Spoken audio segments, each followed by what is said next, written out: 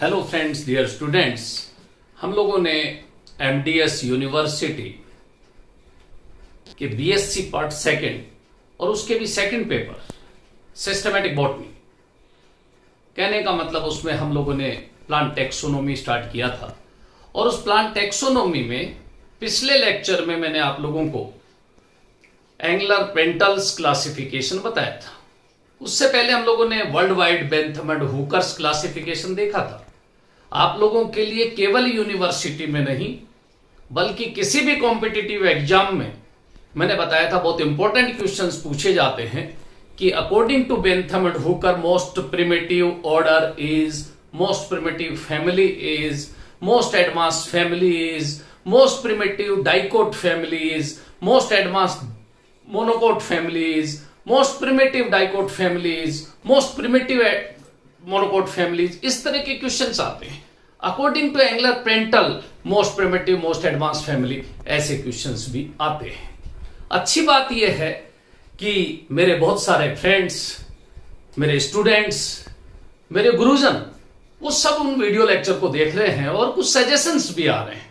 बहुत अच्छी बात, उससे लगता है कि हमारे ये लेक्चर काफी फ्रूटफुल होंगे स्टूडेंट्स के लिए। तो मैं आप लोगों को यह बताना चाहता हूं कि जैसे बेंथम एंड हुकर के अकॉर्डिंग मैं एक शॉर्ट में आप लोगों को बेंथम एंड हुकर के स्पर्मेटोफाइट्स को, जो एक डिवीजन था, उस डिवीजन को क्लासिफाई किया था हम लोगों ने किसमें? डाइकोट्स में, जिम्नोस्पर्मी में एंड मोनोकोट्स में। डाइकोट्स को फर्दर क्लासिफाई किया था हम लोगों ने पॉलीपेटली में, गैमोपेटली में और मोनोक्लेमाइडी में। इस पॉलीपेटली की सीरीज मैंने बताई थी कि थैलेमी फ्लोरी, डिस्की फ्लोरी, कैलिसी फ्लोरी, और यह बात भी बताई थी सुपीरियर से इंफीरियर की तरफ। इसी तरह गैमोपेटली की भी मैंने आप लोगों को ये 3 सीरीज बताई थी, इंफीरी, हेट्रोमेरी, बाइकार्पेलेटी, लेकिन उल्टा इंफीरियर से सुपीरियर की तरफ। इन दोनों में 2 वर्ल मिलते हैं, मैंने कहा था सेपल्स और पेटल्स दोनों मिलते हैं, पेटल्स फ्री, पेटल फ्यूज्ड। लेकिन इसमें एक ही वर्ल मिलता है और उस वर्ल की वजह से मोनोक्लेमाइडी कह रखा है। इसको ये सीरीज में डिवाइड किया हुआ था। और लास्ट मैंने बताया था ऐसी फैमिलीज, ऐसे ऑर्डर्स जिसमें अबनॉर्मल फीचर है, ऑर्डाइंस, एनोमलाई। एनोमलाई का मतलब ही अबनॉर्मल होता है, एनोमलस कैरेक्टर्स होते हैं, उनको इसमें रख दिया। लेकिन उससे जस्ट पहले अगर आप लोगों को याद हो, C, triple M, D, A, U, ये और सीरीज थी। और इस सीरीज को मैंने कहा था यूनिसेक्सुअल्स है। ध्यान रखने की बात यह है कि इस बेंथम एंड हुकर ने बहुत सारी मेरिट्स के साथ साथ डीमेरिट्स भी अपने क्लासिफिकेशन में छोड़ी हैं। याद करो, इस मोनोक्लेमाइडी में भी मैंने बताया था, इस मोनोकोटिलिडनी में भी, कि इसने इसको इस सब क्लास में ना डिवाइड करके डायरेक्ट ही सीरीज में डिवाइड कर दिया था, जिसको NAG के नाम से मैंने बोला था। बात क्या है कि मोस्ट प्रिमिटिव फैमिली बताओ इसकी होगी कि नहीं? मैंने कहा था रेननकुलेसी। और मोस्ट एडवांस डाइकोट फैमिली इसकी होनी चाहिए। लेकिन यहां पे भी उसकी डीमेरिट कि यूनिसेक्सुअल फ्लावर्स, कंपोजिटिव फैमिली में यूनिसेक्सुअल बाइसेक्सुअल दोनों तरह के फ्लावर होते हैं, ओवरी इंफीरियर होती है। और वहां पे याद करना, सेपल्स हैं वो पेपस में हेरी स्ट्रक्चर में मॉडिफाई हो जाते हैं। लेकिन ये अपने पास इंफीरियरी, भले ही वो कंपोजिटी, यहां पे भी इंफीरियर ओवरी, सेपल्स पेपस में मॉडिफाई हो गए, ये कंपोजिटी यहां पे आती है, जिसको एस्टरेसी कहते हैं।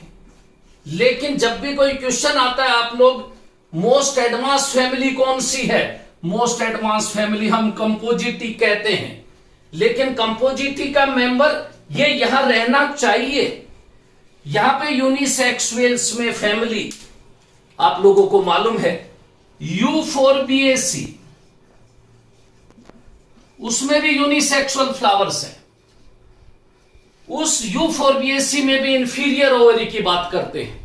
इसके अलावा अर्टिकेसी, अर्टिका, डायोका, जिसको बिच्छू बुट्टी कहते हैं, वो भी इसी में आती है। लेकिन कभी आप लोगों के पास कंपटीशन में कोई क्वेश्चन आता है कि मोस्ट एडवांस फैमिली कौन सी है, आप कहोगे कंपोजिटी। मोस्ट प्रिमिटिव फैमिली कौन सी? रेननकुलेसी। तो according to Bentham and Hooker most advance family तो ये होनी चाहिए ना। क्यों कहते हैं हम लोग Compositae is the most advance family? लेकिन पोजीशन इस कंपोजिटी की इस इंफीरी के अंदर रखी हुई है। मैंने पिछले लेक्चर में केवल याद रखने के लिए आपको इस यूनिसेक्सुअल्स में कि मोस्ट एडवांस फैमिली यहां होनी चाहिए कंपोजिटी, बाकी इसके अंदर आती यूफोर्बिएसी, अर्टिकेसी है। इसी तरह अगर मोनोकोट्स की most primitive family Orchidaceae, according to Bentham and Hooker Orchidaceae है, और मोस्ट एडवांस फैमिली पोएसी है। लेकिन याद करो, most advance classification, phylogenetic classification, Engler and Prantl's classification, उसने मोस्ट प्रिमिटिव फैमिली किसको बोला? टाइफेसी को। Typhaceae family is the most monocot primitive family. तो इसलिए अलग अलग साइंटिस्ट के अकॉर्डिंग मोस्ट प्रिमिटिव और एडवांस फैमिली अलग अलग है। लेकिन इन जनरल जब भी क्वेश्चन आता है, याद रखना Ranunculaceae is the primitive and Poaceae is the advance family. Dicot advance family is Compositae. ये दिमाग में अपने को रखना है। आज हम लोगों को बहुत इंपॉर्टेंट टर्म, जो बहुत कंफ्यूजिंग टर्म्स हैं, ब्रांचेज ऑफ टैक्सोनॉमी की बात करेंगे। और ब्रांचेज ऑफ टैक्सोनॉमी कंफ्यूजिंग क्यों हो जाती है, वो बात में मैं आप लोगों को बताऊं। सबसे पहले हम टैक्सोनॉमी की डेफिनेशन देखी थी। क्या देखी थी? कि ब्रांच ऑफ बायोलॉजी, अगर मैं टैक्सोनॉमी की बात कर रहा हूं, प्लांट टैक्सोनॉमी नहीं, branch of biology which deals with the study of identification, nomenclature and classification. लेकिन जब मैं प्लांट टैक्सोनॉमी की बात करूंगा तो identification of plants, nomenclature and classification, that is the plant taxonomy. लेकिन वर्ड जब सिस्टमेटिक आता है, तब हम कहेंगे it is a branch of biology that deals with the study of relationship among organisms. उसके लिए वर्ड आ गया सिस्टमेटिक। चाहे इवोल्यूशनरी बेस हम लोग उनको अरेंज कर रहे हो, दैट इज द सिस्टमेटिक। ये बात भी बताई थी। टैक्सोनॉमी टर्म एपी डी कैंडोले की और सिस्टमेटिक टर्म कैरोलस लिनियस की दी हुई है। लेकिन जब हम लोग बात करते हैं ब्रांचेज की, बहुत इंपॉर्टेंट क्वेश्चंस में से क्वेश्चन एक बनता है, what is alpha taxonomy, what is beta taxonomy, what is gamma taxonomy, what is omega taxonomy, what is classical taxonomy, what is experimental taxonomy. इस तरह के क्वेश्चंस बनते हैं। फिर साथ में सिस्टमेटिक की टाइप्स पे, what is biosystematics, what is new systematics, what is biochemical systematics, what is modern taxonomy, what is old taxonomy. इस तरह के क्वेश्चंस भी बनते हैं। फिर फर्दर डिवीजन हम लोग देखते हैं, साइटोटैक्सोनॉमी, कैरियोटैक्सोनॉमी, न्यूमेरिकल टैक्सोनॉमी। ये बात भी जब हम लोग करते हैं तो ऐसी बहुत सारी terms, experimental taxonomy, descriptive taxonomy, macro taxonomy, इस तरह की टर्म्स सारी आती है। आज हम लोगों को इस कंफ्यूजन को भी दूर करना है कि टैक्सोनॉमी के ब्रांचेज हैं क्या क्या। तो मैं सबसे पहले यहां पे हेडिंग डाल दूंगा, ब्रांचेज ऑफ टैक्सोनॉमी। आप लोग देखें, ब्रांचेज ऑफ टैक्सोनॉमी।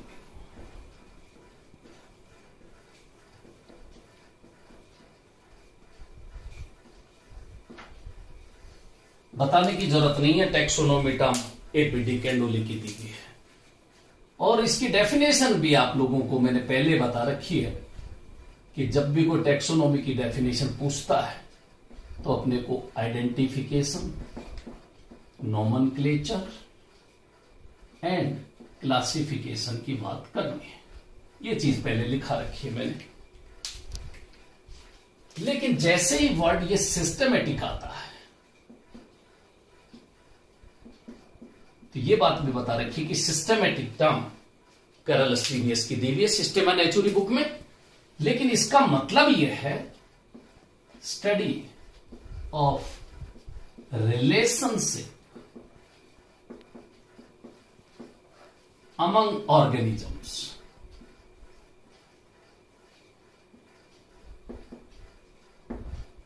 उसके लिए हम बात करते हैं सिस्टमेटिक्स की। मेन जब ब्रांचेस की बात आती है तो एक वर्ड आता है अल्फा टैक्सोनॉमी।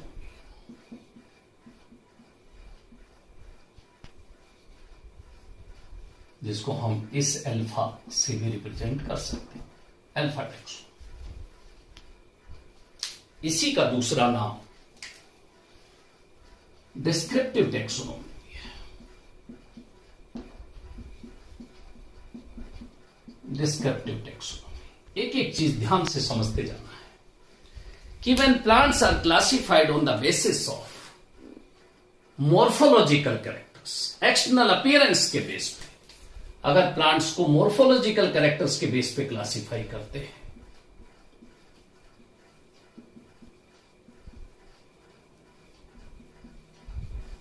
तो उसको हम नाम देते हैं क्या? Alpha taxonomy. बिल्कुल ऐसे ही है, आप लोग ध्यान रखना। जो डाइवर्सिटी में टाइप्स देखते हो आप, alpha diversity, beta diversity, omega diversity या गामा डाइवर्सिटी, बिल्कुल ऐसे कैसे टाइप।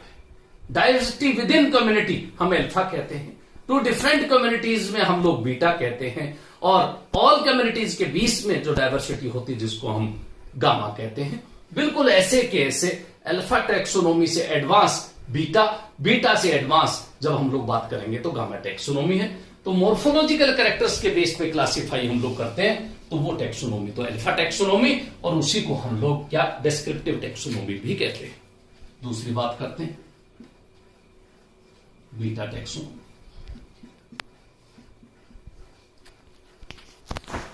और बीटा टैक्सोनॉमी को ही मैक्रो टैक्सोनॉमी भी कहते हैं।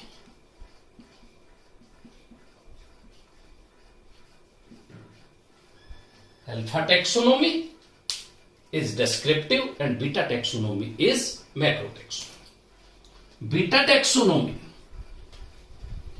when plants are classified not only the base of morphological, केवल मोर्फोलॉजिकल कैरेक्टर्स ही नहीं, उसके अलावा एनाटॉमिकल, फिजियोलॉजिकल,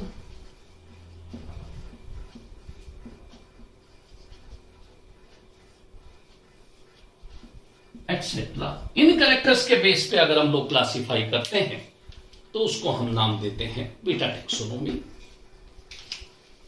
और यही कहलाती है macro taxonomy. Third, gamma taxonomy.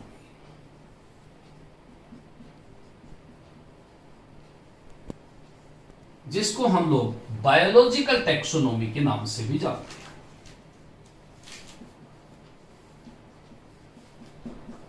Biological taxonomy का मतलब ये हुआ when plants are classified or living organisms are classified on the basis of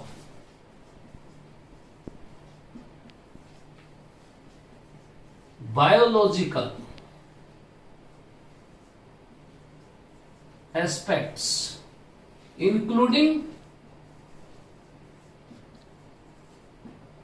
intra-specific population,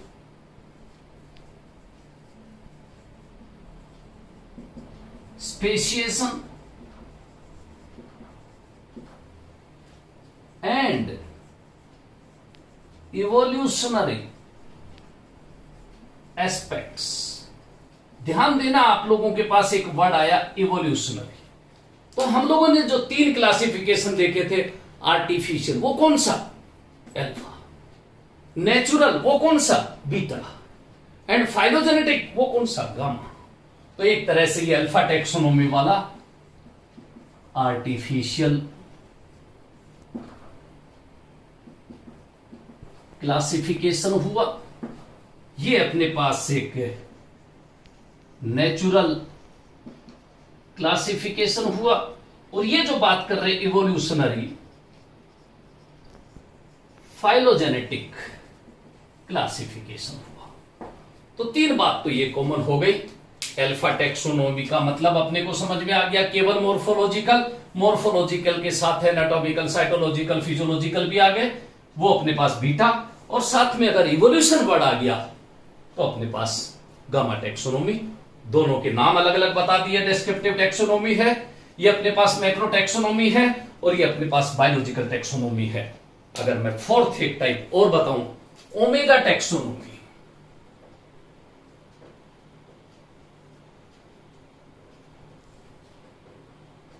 omega taxonomy को ही एक्सपेरिमेंटल टेक्सोनोमी के नाम से भी जानते हैं। एक्सपेरिमेंटल टेक्सोनोमी बहुत इंपॉर्टेंट चीज इसलिए है कि जो हम सिस्टमेटिक कहते आए हैं, इस ओमेगा टेक्सोनोमी के बाद ही बायोसिस्टमेटिक और न्यू सिस्टमेटिक टर्म्स का ओरिजिन हुआ है।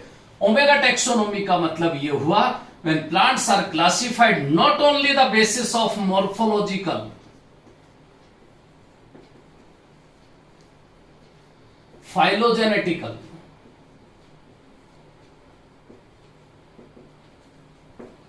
केवल मोर्फोलॉजिकल फाइलोजेनेटिकल नहीं, but on the basis of इन 2 के अलावा एनाटॉमिकल तो है ही, साइटोलॉजिकल है ही, लेकिन इकोलॉजिकल, फाइटोजोग्राफिकल,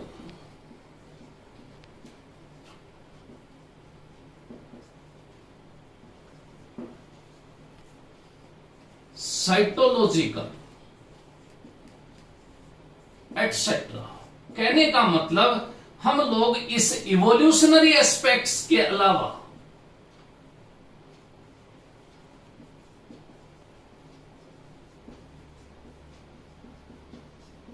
और बहुत सारे ये पैरामीटर्स अगर हम लोग कंसीडर करते हैं, now that branch is known as omega taxonomy.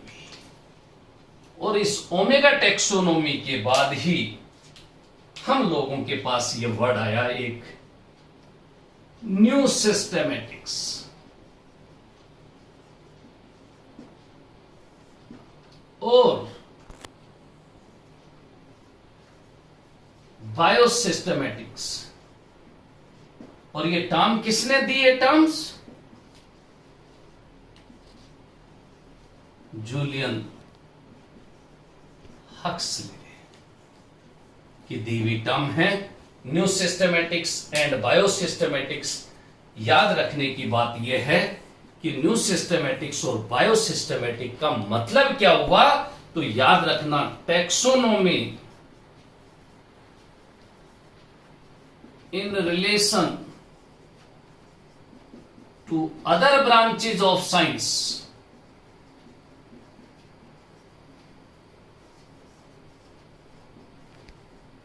जब हम लोग टेक्सोनोमी को कोरिलेट करते हैं या लिविंग ऑर्गेनिजम्स को दूसरे साइंस के ब्रांचेस के बेस पे क्लासिफाई करते हैं, चाहे वो उनके केमिकल कंपोजिशन मींस केमिस्ट्री के बेस पे हो, चाहे वो मैथमेटिक्स के बेस पे हो, चाहे वो साइटोलॉजी के बेस पे हो, और इनकी वजह से ही याद करो अपने पास ब्रांच बनी 3 साइटोटेक्सोनोमी, ब्रांच बनी अपने पास न्यूमेरिकल टेक्सोनोमी, ब्रांच बनी अपने पास साइटोटेक्सोनोमी और कैरियोटेक्सोनोमी। तो इस तरह से अगर हम लोग प्लांट्स को या लिविंग ऑर्गेनिजम्स को या एनिमल्स को या किसी भी ऑर्गेनिज्म को अगर साइंस की दूसरी ब्रांचेज को कंसिडर करते हुए अगर क्लासिफाई करते हैं, that is the new systematics और बायोसिस्टमेटिक्स। और उन न्यू सिस्टमेटिक्स और बायोसिस्टमेटिक्स को ही ध्यान में रखते हुए अगर मैं आप लोगों को कहूं कि what is कीमोटैक्सोनॉमी,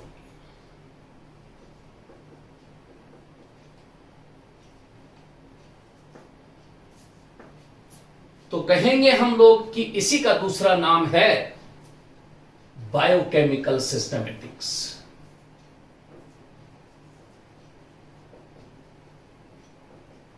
Biochemical systematics. If plants are classified on the basis of, or living organisms are classified on the basis of chemical composition.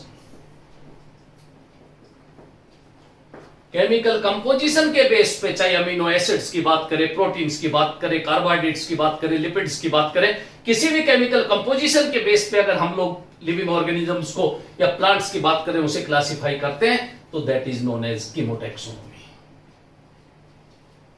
इसके अलावा जब साइटोटैक्सोनॉमी का नाम आता है,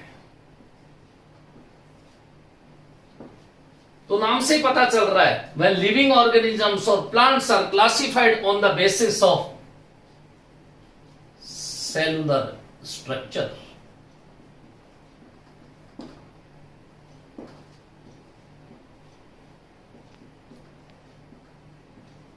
number of chromosomes,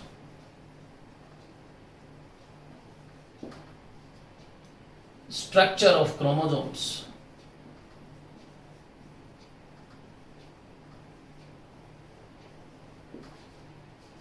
behavior of chromosomes,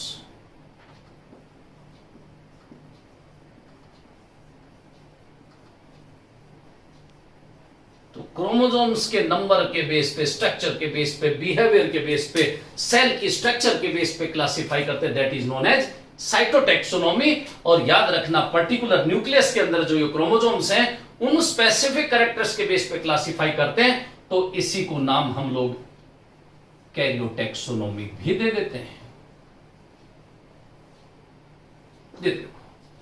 इसी तरह लास्ट एक इंपॉर्टेंट और टर्म देखते हैं, क्या? Numerical taxonomy.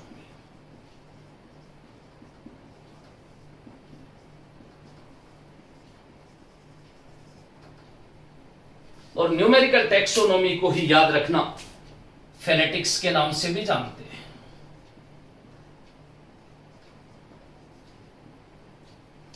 इसी को हम लोग टैक्सीमेट्रिक्स भी कहते हैं।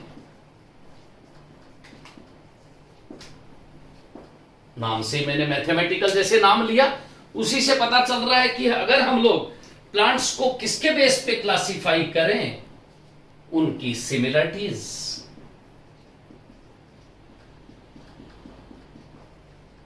डिसिमिलरिटीज,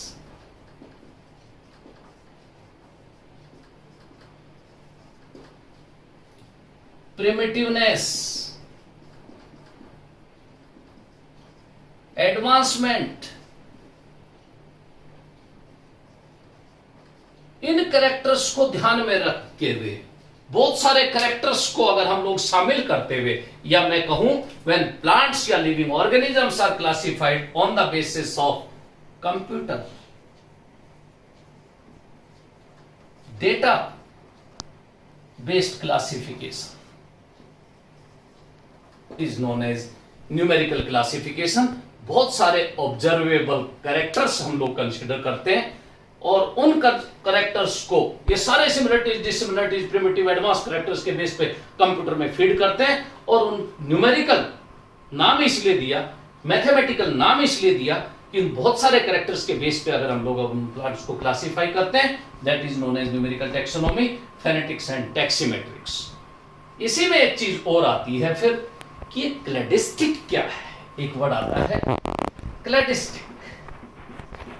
तो क्लैडिस्टिक का मतलब ही याद रखना, एक ग्रुप होता है जिसको क्लेड कहते हैं। इस तरह से इस क्लैडिस्टिक में कॉमन एंसेस्टर के बेस पे, कि सबका उस कॉमन एक एंसेस्टर कौन सा था, कौन से कैरेक्टर्स थे जैसा ट्री बनता है एक मेन ट्रंक कॉमन एंसेस्टर, फिर उसकी ब्रांचेस निकलती है, वेरिएशन आए फिर वेरिएशन आए, उस तरह से एक अगर ट्री लाइक स्ट्रक्चर बनती है उसको नाम देते हैं हम क्लेडोग्राम, डेंड्रोग्राम। लेकिन ये क्लेडिस्टिक जो क्लासिफिकेशन होता है, टैक्सोनॉमी होती है, वो इसके इवोल्यूशनरी बेस्ड होती है। इसलिए याद रखना, इसको हम लोग फाइलोजेनी के नाम से भी जानते हैं। क्लेडिस्टिक और फाइलोजेनी एक ही बात है। क्लेडोग्राम जो उसकी ट्री नेचर बनाते हैं या उसके क्लैड्स को, ग्रुप ऑफ कैरेक्टर्स को देखते हुए क्लासिफाई करते हैं, तो वो क्लेडोग्राम और डेंड्रोग्राम कहलाता है। लास्ट में बस मैं आप लोगों को ये दो टर्म और बताता हूं, एक क्लासिकल टैक्सोनॉमी, ये देखो, और एक मॉडर्न टैक्सोनॉमी। क्लासिकल टैक्सोनॉमी, याद रखना, इस क्लासिकल टैक्सोनॉमी को ही हम लोग ओल्ड टैक्सोनॉमी के नाम से भी जानते हैं। क्या यही सिस्टमेटिक है, यही सिस्टमेटिक है कि इसमें हम लोग इवोल्यूशनरी एस्पेक्ट्स को कंसीडर नहीं करते हैं। इसलिए क्लासिकल टैक्सोनॉमी अपने पास नेचुरल जो क्लासिफिकेशन है वो इसी में कंसीडर करते हैं, क्योंकि सारे इंपॉर्टेंट कैरेक्टर्स तो हम लोग ले लेते हैं इवोल्यूशनरी और जेनेटिक रिलेशनशिप को छोड़ के। तो ये ओल्ड टैक्सोनॉमी इज सिस्टमेटिक और ये क्लासिकल टैक्सोनॉमी कहलाती है। लेकिन जब बात करते हैं मॉडर्न टैक्सोनॉमी की, तो मॉडर्न टैक्सोनॉमी तो न्यू सिस्टमेटिक से है। ये तो एक बीटा गामा टैक्सोनॉमी है जिसमें इवोल्यूशनरी एस्पेक्ट्स को कंसीडर करते हैं। कहने का मतलब क्लासिकल में केवल मॉर्फोलॉजिकल, चाहे वो एक्सटर्नल अपीयरेंस वाले एनाटॉमिकल फीचर्स और वो कोई भी हो, लेकिन यहां पे आप लोग देखोगे बायोलॉजिकल, कहने का मतलब उसके इवोल्यूशनरी एस्पेक्ट को कंसीडर करते हैं, तो वो टैक्सोनॉमी मॉडर्न टैक्सोनॉमी कहलाती है। न्यू सिस्टमैटिक्स इसके ही, बायोसिस्टमैटिक इसी में आते हैं, और क्लासिकल टैक्सोनॉमी में नेचुरल क्लासिफिकेशन, सारी नेचुरल एफिनिटीज के बेस पे जो क्लासिफाई करते हैं वो कैरेक्टर जिसमें इवोल्यूशन का कोई लेना देना नहीं है, क्लासिकल टैक्सोनॉमी कहलाती है। इस तरह से आज हम लोगों ने ब्रांचेज ऑफ टैक्सोनॉमी देखी है। नेक्स्ट टर्न पे हम लोग आगे इस टैक्सोनॉमी में फर्दर जो टैक्सोनॉमिकल एड्स हैं, जो टैक्सोनॉमिकल टूल्स हैं, टेक्निक्स हैं, चाहे वो हर्बेरियम हो, चाहे वो आप लोग बोटनिकल गार्डन्स हो, उनकी बात करेंगे। Thank you.